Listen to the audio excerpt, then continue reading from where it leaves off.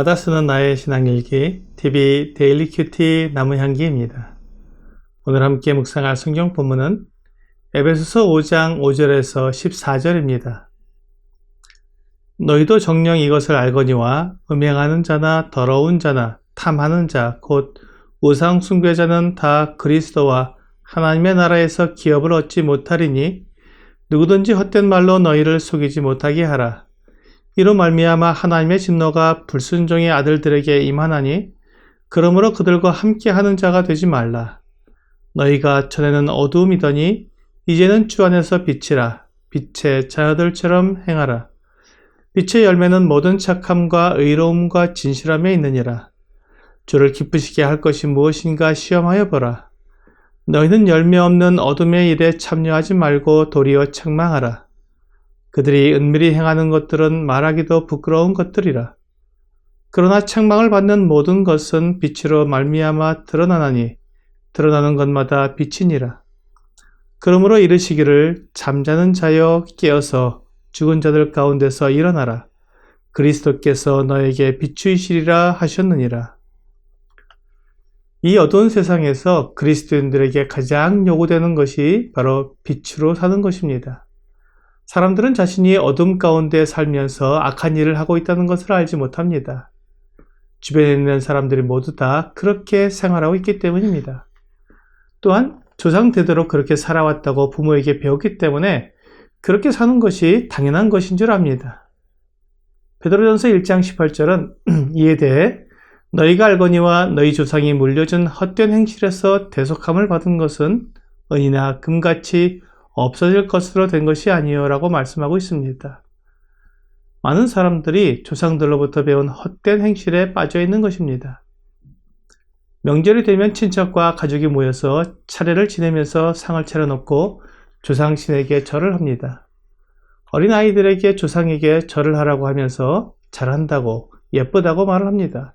그렇게 하면서 아이들은 조상신을 섬기는 것이 잘하는 것이라고 배우게 됩니다.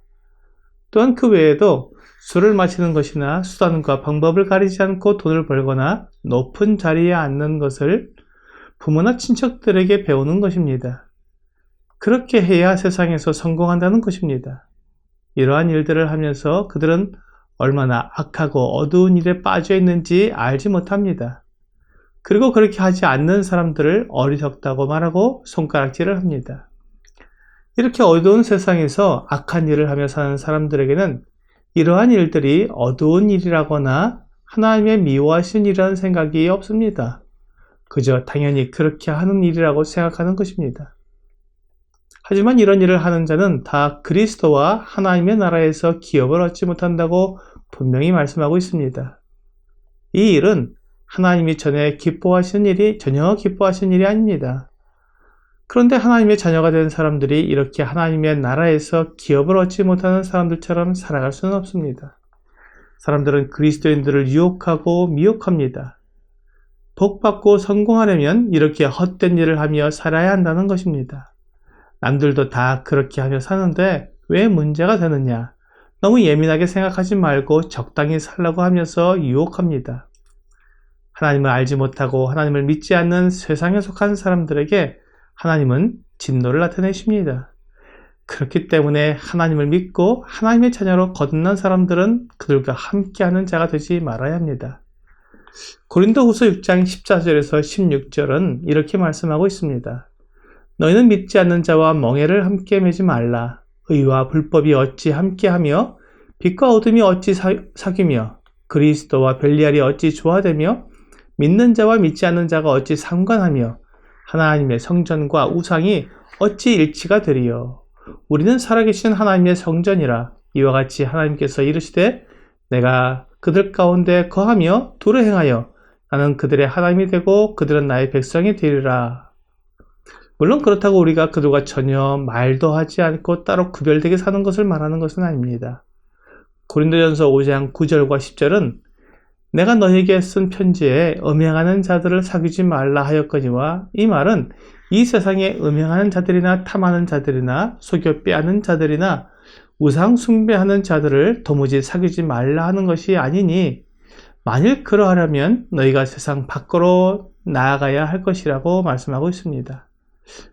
그러므로 그들과 함께 하지 말라는 것은 그들의 헛된 행실에 동참하지 말라는 것입니다. 음행하고 우상 숭배하고 속이고 빼앗는 이런 악하고 더러운 일을 하지 말라는 것입니다. 우리도 예수 그리스도를 믿기 전에는 그들처럼 어둠이었습니다. 하지만 이제는 그 어두움에서 나와서 빛으로 들어온 사람들입니다. 그러므로 어두움의 일을 버리고 빛의 일을 하라는 것입니다. 본문 11절에도 너희는 열매 없는 어두움의 일에 참여하지 말고 도리어 책망하라고 말씀하고 있습니다. 그들과 좋은 관계를 맺고 지내지만 그들이 하는 어두움의 일에 참여하는 것이 아니라 그것이 얼마나 악하고 죄악된 것인지 책망하라는 것입니다. 이것이 빛의 역할입니다. 어둠 가운데 빛이 비치면 모든 것이 다 드러나게 됩니다. 얼마나 더럽고 기괴한지 다 드러납니다.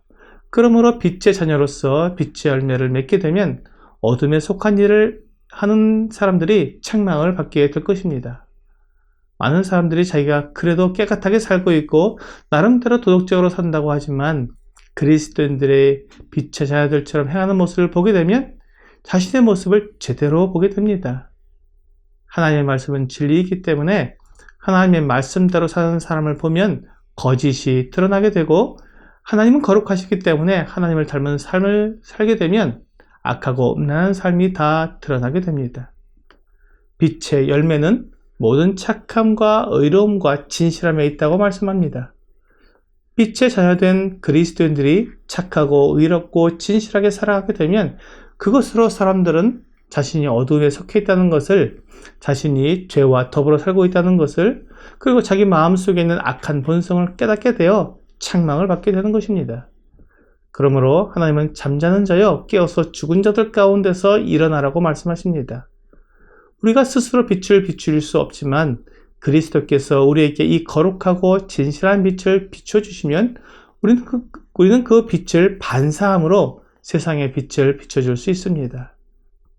오늘의 적용 질문을 보겠습니다.